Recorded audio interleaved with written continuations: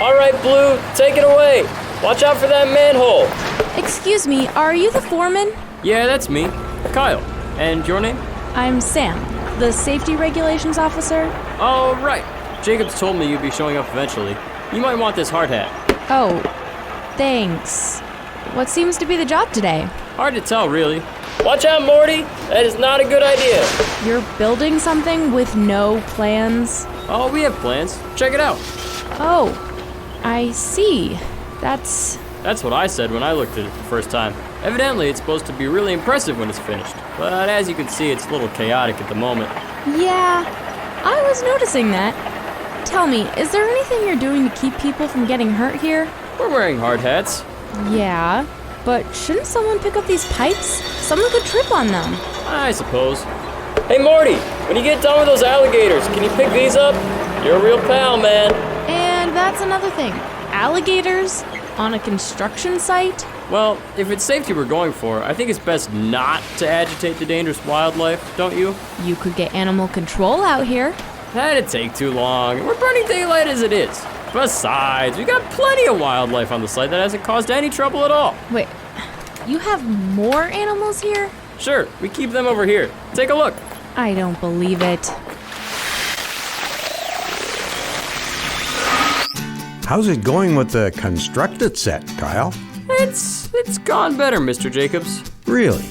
What seems to be the problem? You mean besides the fact this piece is supposed to go into this piece, but there isn't a hole there, so it can't fasten there? Well, let me see the instructions. Be my guest. Sam gave up already. Sam? Heyo, over by the radio. Oh, taking a break? I already have a lot of thinking I already do at work, so on my days off, I like to limit my mental strain to a few notches lower than average. Makes sense. I might join her in a second. I mean, look at all these lines and notes and symbols and pieces and keys and Well, it can be overwhelming. Looks like you got the main idea, though. Can I see your screwdriver? Here. Is this how you learn to fix everything, Mr. Jacobs? You mean by playing with constructed kits? A little, perhaps. Though I'd say a lot of it was by hanging out with my dad and having him show me the ropes. Must be nice having someone explain how to do stuff. He was a pretty good teacher. And honestly, by now, I've forgotten more than half of what he taught me. Wow. He must have been a super genius or something then. Maybe. He could probably find out what was going on with this project in half the time it's taking me. Well, I can stop distracting you and listen to the radio while you work on it. All right.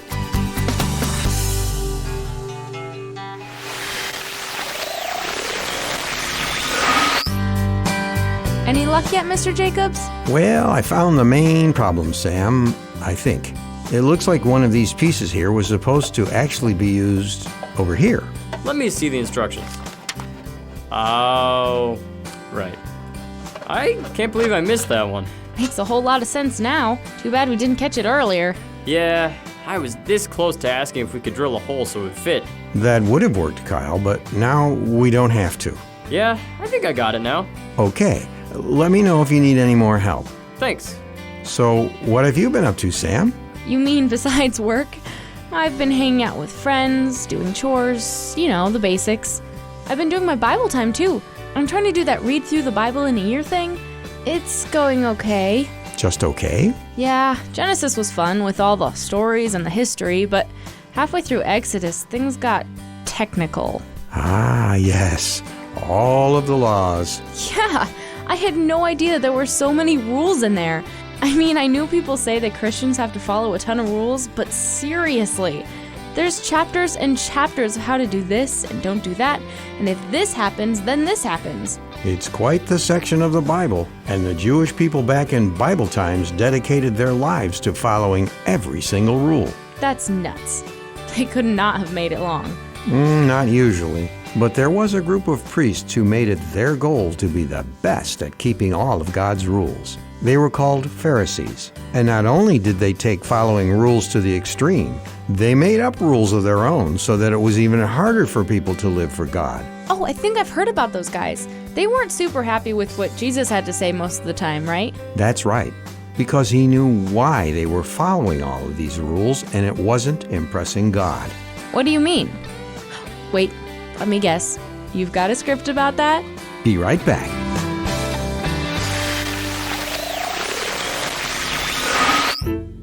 And now, from the garage of Lionel Jacobs comes the buoyant drama, The Litigious Lifeguard, an adapted biblical parable about God's rules. Once upon a time, at the Tinkerton swimming pool, there was a lifeguard. Hey, no horseplay. He was very interested in making sure that every rule was followed to the letter. It's my job and I'm gonna do it right. All right, kids, let's do some swimming. No, it's the adult swim. You've got to wait 2 minutes and 43 seconds. What a sourpuss. Every day he watched from his seat high above the pool, making sure everyone was following the rules. Stay off the rope. One day, as he kept his vigil, a kid who was learning how to swim suddenly got into trouble. She panicked and struggled to get to the surface to breathe. Oh no! It looks like that kid needs help. What? That water is way too deep for kids to be swimming in unattended. That's against the rules and is deemed unsafe by the SSI. Never mind all that. Aren't you gonna dive in and save her? Of course not. What? Why? Don't you see the signs? It's unsafe to dive in this pool. If anything, I would use the ladder. Well, whatever you do, please hurry. That I will definitely not do. What? I keep telling you people, but you won't listen. The rules say absolutely no running around the pool. Is that so hard to understand? Don't worry, kid. I'm coming. Okay, ma'am, you can't swim without an officially recognized swimsuit. Please exit the water and go get changed. Don't make me call security. Get out of the water. The moral is that when God gave us instructions for how to live our lives, He did it for our own safety and well-being. Sometimes it can be easy to think that we were made to follow rules and that nothing else matters, and that's not true. We were made to love God and others, and if we decide that doesn't matter as much as the rules, then we've kind of missed the point. That constructed kit is looking pretty impressive there, Kyle. Thanks, Mr. Jacobs. It's starting to look like the picture on the box. I don't think I need to look at the box to guess. It's a wind turbine, right? Yeah, I've just got to finish the blades and then we can see how it works. It's amazing how things work together when you follow the instructions carefully. That's something I wanted to ask you about, Mr. Jacobs. Oh, what's up, Sam? It's this whole thing about following all of God's rules. The drama script we read about the lifeguard kind of confused me. I didn't think the moral would be that following God's rules wasn't important. Did I miss something? Yeah, I was wondering that too, but I figured you're Mr. Jacobs and you know what you're talking about.